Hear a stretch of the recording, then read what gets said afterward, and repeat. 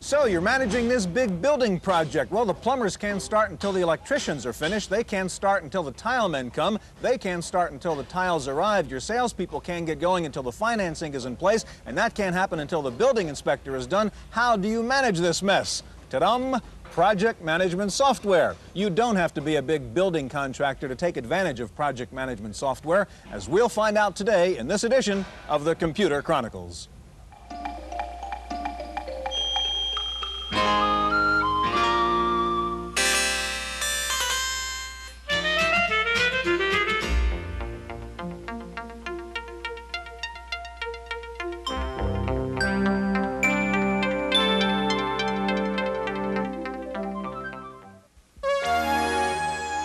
The Computer Chronicles is made possible by Leading Edge, makers of IBM-compatible computer systems, including Lotus Lookalike Spreadsheet, word processing with spelling correction, communication software, and Hayes-compatible 1200 baud modem. Leading Edge with over 1,000 service centers nationwide. Additional funding is provided by McGraw-Hill, publishers of Byte. Byte's detailed technical articles on new hardware, software, and languages cover developments in computer technology worldwide.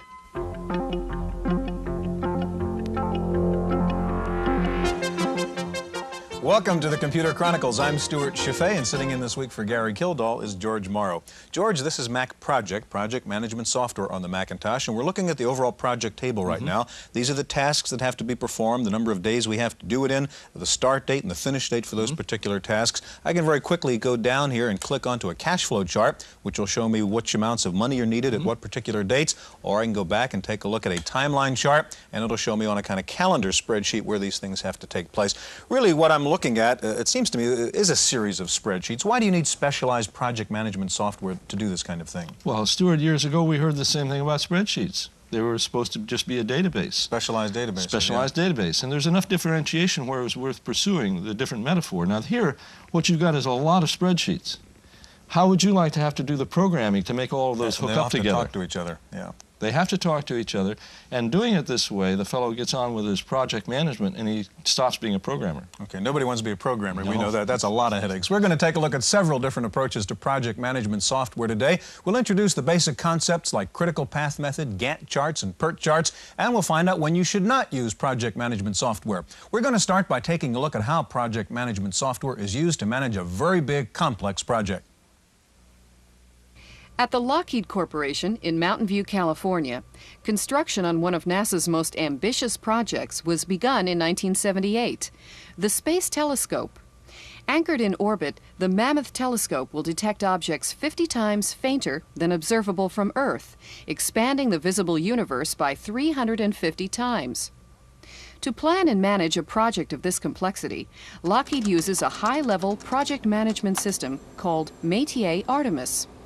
The system is based on CPM, or Critical Path Method, to establish the proper order and relationship of each individual task. CPM is an extension of the PERT chart, or Program Evaluation Review Technique. What this translates to on a computer screen is a network of boxed events interconnected according to their priority and scheduled completion. The critical path is the main route to completion of the project, from which lesser tasks branch off. Lockheed originally planned 10,000 activities for the Space Telescope, but that quickly expanded to over 30,000, each of which might have to be changed due to time or resource constraints. Before Artemis, scheduled changes could take 4 to 5 months. Now they can be done in a few days. Sadly, the Space Telescope's original launch date in early 1985 was postponed due to the budget shift from peacetime space exploration to developing new space weapons. Today, the telescope sits idle, waiting for the next shuttle mission and perhaps a new era of humanitarian space research.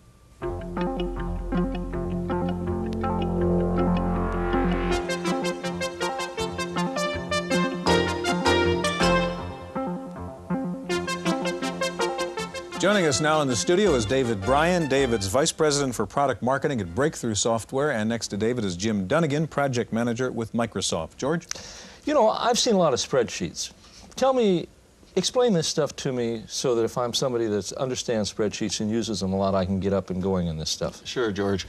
A spreadsheet can be just a column of numbers that you add up, right? Mm-hmm. In the same way, a project management product has the same kind of components in it, except instead of numbers, we're talking about tasks here. The tasks relate to each other in the same way that you add that sum of numbers in the sense of time. Mm-hmm. If I change time, everything else is going to change with the rest of the project. I might even see a new end date on my project. It's just like a column of numbers. Well, let's take a look particularly. This is Timeline, which is the project management software right. you have, David. And run us through an example of how I might use this particular program to solve a project problem. You bet, Stewart. This is a schedule that I've made up here for maybe a kickoff or an ad schedule. Okay. I've got a campaign here, and I've got some tasks that I have to be careful of here. I'm going to be watching things like how long it takes to do market research and where my client presentation falls, and several things in here are going to be important to me as I manage the schedule. One of the things I've got here, I've got a list of things to do, I have the people who are going to be working on them, and I've got a bar chart on the right that shows me about when those tasks are going to take place. You notice I've got a calendar across here, so I can make those kind of coincidences there. And just to be clear, you're not starting from scratch. You've already prepared this right. chart. That's okay. right. So we're in the middle of the process. That's right. I may have spent a couple of hours this morning working out the roughs. I may have already run the schedule by a couple of people to make some preliminary, some kind of checks on it to make sure it's now, got some reality. How does this help us handle this project? Okay. One thing I can see already is down here for 3 very important spots in my schedule, I've got some problems already. I have 3 important points that are scheduled right now to be late by 2 days. This is real common in project management. How do you know that? What's telling you Well, that? I've got a couple of arrows here. You notice these arrows? Okay, the double arrows say problem. The double arrows, there's one for each day that I'm going to be late, and I've got to, as a project manager, I've got to find a spot earlier in my schedule to make up those 2 days. So how do you do that? Well, here's a good spot. I've got market research and develop ad strategy that right now are scheduled back to back. But just as easily, I could come down here, go into a form that Timeline has that allows me to overlap those two. And this is where I'm going to gain my 2 days. So right now, I'm going to change this to 2 days of an overlap. And when I come out of the form, you notice what happens there? I've got those 2 bars there overlapping each other. Also, a couple of other things. Notice our arrows are gone. If I want to take a look at the before and after, I can do that. Here's the before. There are my conflicts. By the way, no overlap. Okay. And there's the after with the overlap. So you've saved the 2 days, That's right. But we've got a problem up here. The R is the problem. That's telling us that I've got some sort of a resource problem. What I can do with resources is I can go into a particular spot that we call a histogram and take a look at that particular period of time. Right now I'm looking at the account executive up here and an assistant to the account executive down here. And you notice here's a spot where my green bar is above the line. Well, that means the account executive is overbooked. Did this come about when you collapsed that, did that overlap? Yes. That's right. You gave one guy more work than he can handle. Absolutely. How do we solve that problem? Well, let's go back over to our Gantt chart here, go into the detail for this first task, and come down here into the resource section. Notice down here, I already have assigned the account exec at 100%. What I'm going to do is to add the assistant. We'll move down here and pick the assistant off the list, and go back to the account exec and change that from 100% back to 50. I think with that help, the account exec can take a little more time on some other things. When I go back to my Gantt chart, no more R's, no more resource conflicts. By the way, if I take a look at the beginning and the before and after effect there, without the assistant, I've got a conflict. With the assistant, no more conflict. David, I want to ask you to get out of your particular program and get ready so we can take a look at Microsoft's project. Be glad to. And Jim, I want to ask you about that. How is Microsoft project different from what we've just seen? Okay, it's different in a couple of ways. One thing that we take into account is with resources, we have individual resource calendars.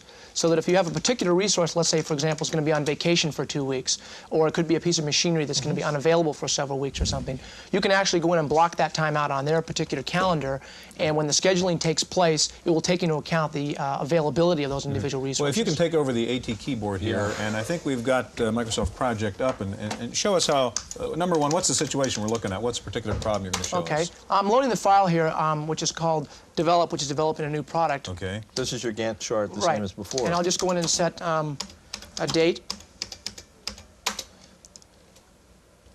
Okay. With Microsoft Project, if you notice that the bottom command line there is similar to all the other Microsoft products, so like Chart and Multiplan, other programs like that. So it's consistent throughout the same line. What you see here is the Gantt chart, which is showing your tasks over time. In order to edit and add information, I simply choose E from the bottom. It brings up a screen where I can actually edit information about the particular activities. I can add resources, activities, and set them up right here from the Gantt chart without ever having to leave it. So it's very intuitive to actually make those changes there. What kind of support problems do you have on the telephone with these things? Is it lots worse than word processors or stuff like that? The types of questions you get oftentimes are people who are maybe new to project management, and they're trying to learn the system. Maybe they've done scheduling on a spreadsheet or database or something, and now they're moving into project management. And they have questions about such as, well, critical path and things such as that. So you do get those types of questions. Jim, show us again how you'd identify a problem here in your project and how you'd go about solving it. Okay. If I go and, let's say, for example, to take a look at my resources, I can go to a list where I have my resources, and I can highlight the forecaster, for example. And let's say, for example, that I have one forecaster. Okay, the system will beep and tell me I have a problem. You'll notice it's highlighted at the top of the screen. If I go to my histogram, I can take a look here that I have an overscheduled situation. For example, if I use the mouse and come across and highlight a particular day, you'll notice on the upper left-hand corner, it'll tell me not only that the resource is overallocated, but what particular activity they're overallocated on. So you'll see that generating marketing plans, the person's overscheduled. If I move to another date, for example, June 25th, you'll see he's working on another activity, but he's right on schedule as far as his capacity. Okay, so how do you use Project to solve that problem then? How do you... Okay, what I would want to do is I want to go in and actually substitute a resource, or maybe I have two forecasters. I could go back, for example, and say, I've highlighted my forecaster, and let's say I bring in another forecaster. I now have two.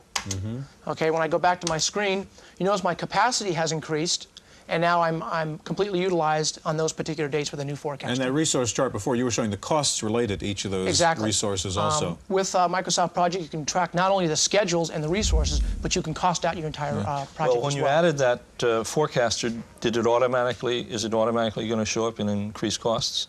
Yes, it will. It'll go in there and add those incremental costs. Give me an idea, what's the price for these kinds of software packages?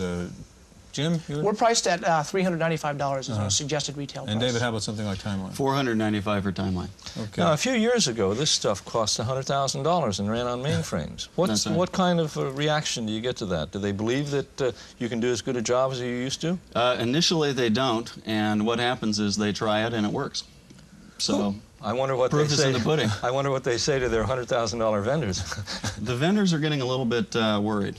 Who typically uses this kind of software now? What level in the company or in management do you use this? We find Timeline being used at the bottom level, the spot where you have somebody who's responsible for a sub-project or a sub-assembly to manage that area, and then in some cases we've just announced, for instance, a link to another product that's disk-based called OpenPlan. OpenPlan can then take the Timeline information, handle thousands and thousands and thousands of tasks, I mean, on the level of the plane itself, and Timeline might be used for one of the subsections. David, Jim, thank you very much. Both very impressive demonstrations. We've been looking at two examples here on the IBM PC, project management software in the MS-DOS world. The Macintosh is used quite a bit in project management too because it's easy to use, its graphics capabilities and so on. We're going to go out now and take a look at a project which is being managed on a Mac. Wendy Woods reports. It was film director George Lucas's dream to create a system for simplifying post-production of films. That's why he created DroidWorks, and the Edit Droid is the firm's first product. It's a video disc-based electronic editing system, now in its third upgrade, and it's revolutionizing the process of film and tape production. But if there was ever a technical problem to surmount, it was the programming of software for the Edit Droid, which commands up to 8 separate sources of video. That was a project for project management software. Michael O'Brien and 4 co-workers designed the software that runs the Edit Droid's video decks, keeps track of shots and effects, and is the user interface or the face of the display. In conference, they're consulting a chart that lists the steps necessary for their latest Edit Droid upgrade. It was made on a Macintosh with a program called Microplanner. Prior to acquiring Microplanner, much of our planning was done ad hoc, backs of envelopes, that sort of thing. Starting to use the planning software has sort of turned around the whole process of project management here, which was only for the good. Microplanner requires a person to sit down and think about a project in advance. In turn, it provides a clear path to achievement of results. It may seem strange that software is being used to manage a software project, but then, as Michael O'Brien points out, the business of creating software has classically been one of the least well-planned activities in the world. For the Computer Chronicles, I'm Wendy Woods.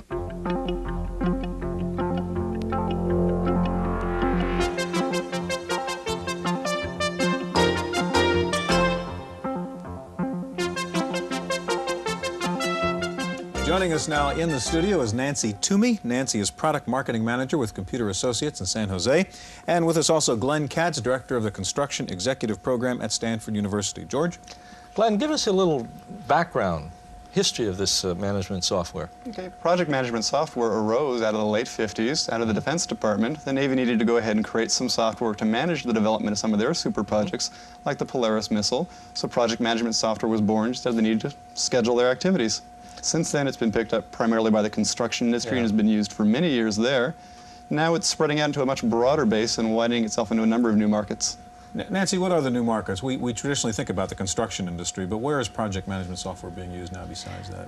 Very, very wide array of different applications, from as much as producing a television show of this nature to applications such as feeding the hungry of Africa, developing the charity drives to collect the money as well as the food products, as well as shipping it over there, as well as in the construction, architecture, and in banking. We have a pretty high concentration of users in that marketplace. There's even a software company that's doing their projects using this stuff. That's right, you told me, Phoenix Software. Right. That's right.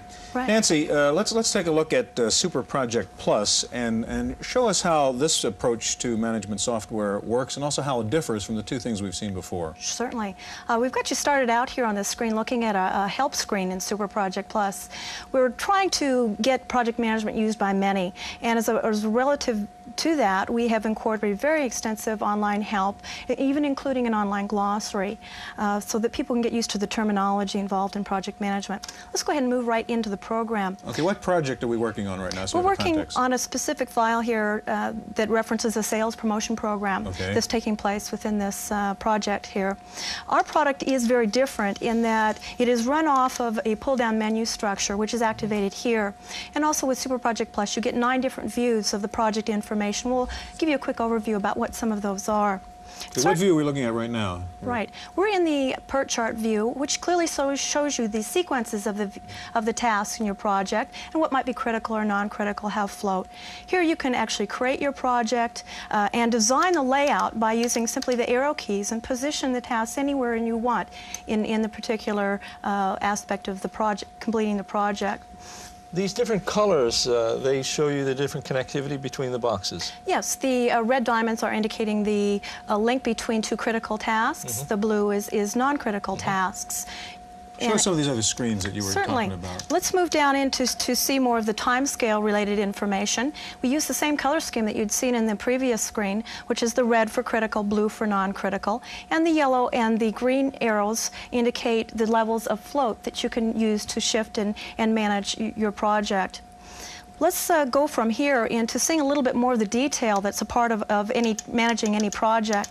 And we feel that it's very important to be able to do constant comparisons between your actual and your planned. This allows you to continue to maintain and reflect what's actually happening and improve your scheduling capabilities. This is showing us an explosion of the little bit of information that we had seen in the previous 2 screens. Here, for instance, is the direct mail task in this project, and you see the estimated duration versus planned duration, the schedule dates versus actual dates, your planned costs versus actual costs, and the resources that are listed at the base of the screen with their planned hours against actual hours. Everything's okay on that part of the project?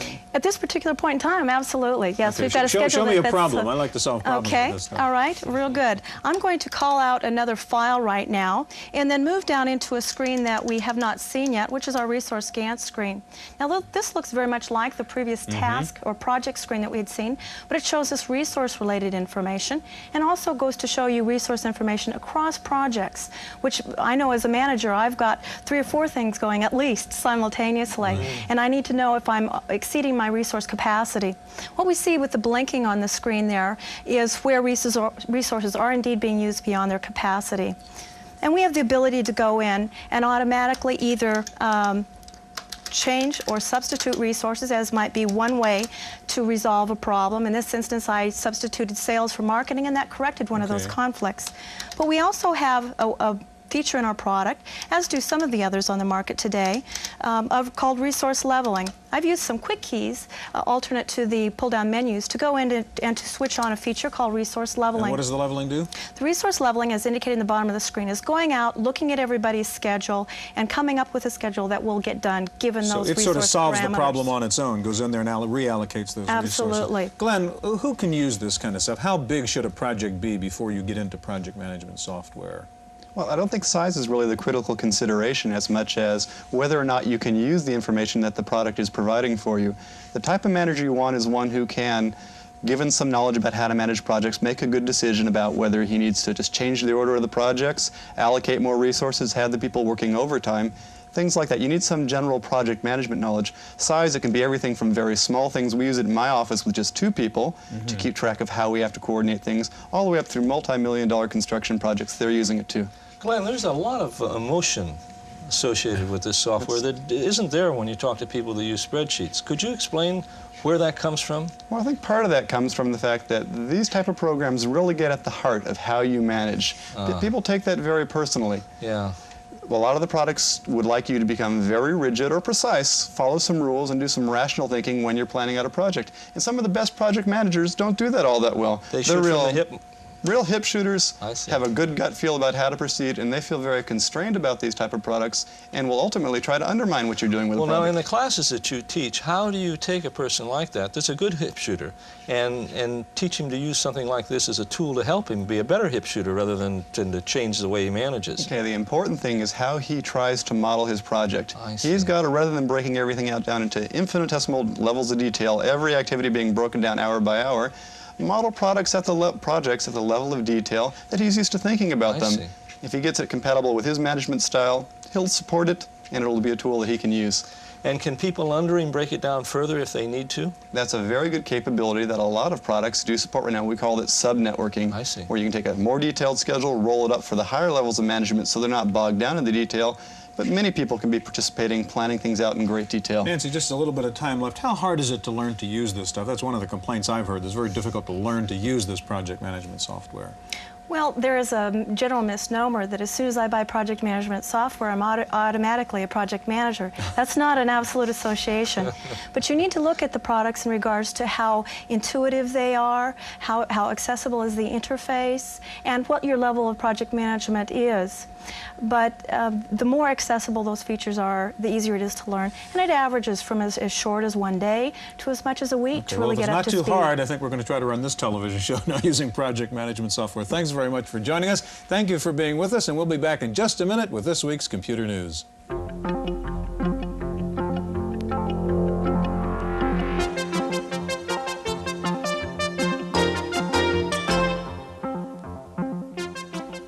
In the Random Access file this week, the Electronic Industry Association reports that computer sales for the first 9 months of 1986 were down more than 9% from last year.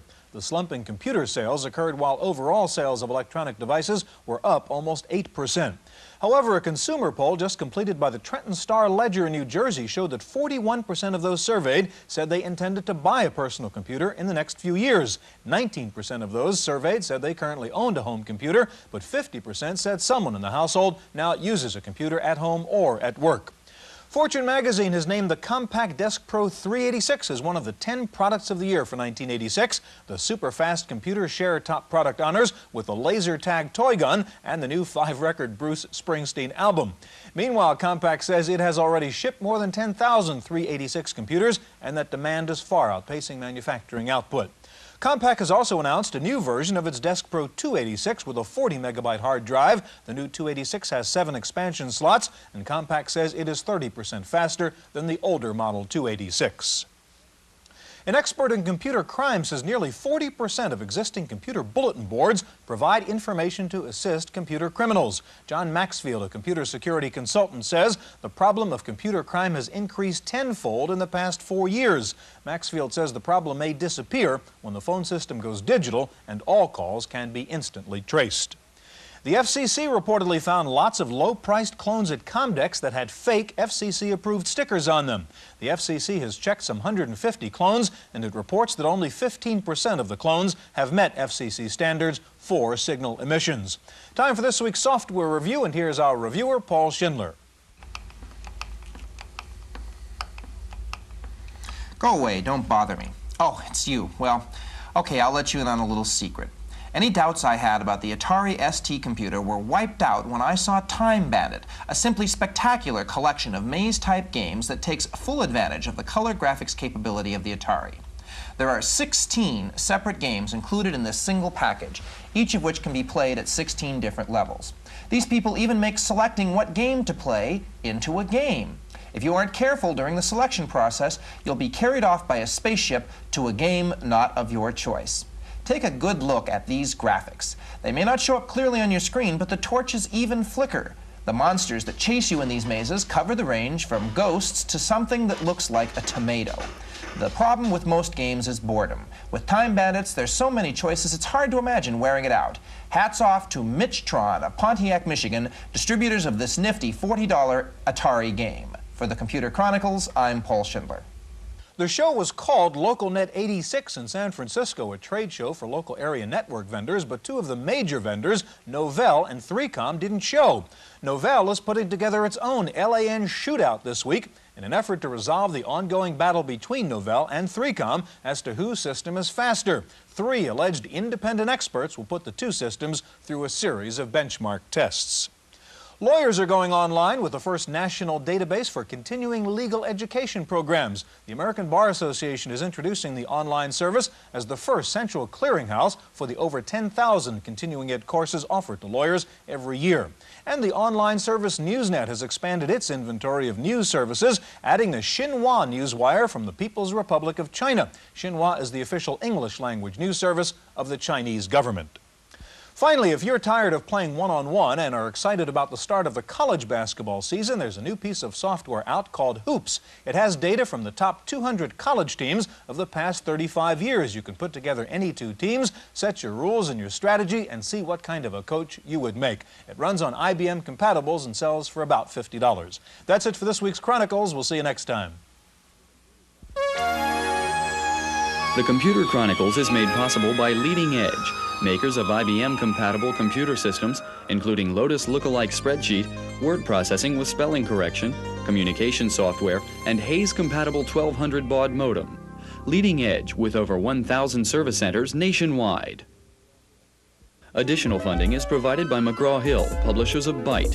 Byte's detailed technical articles on new hardware, software, and languages cover developments in computer technology worldwide.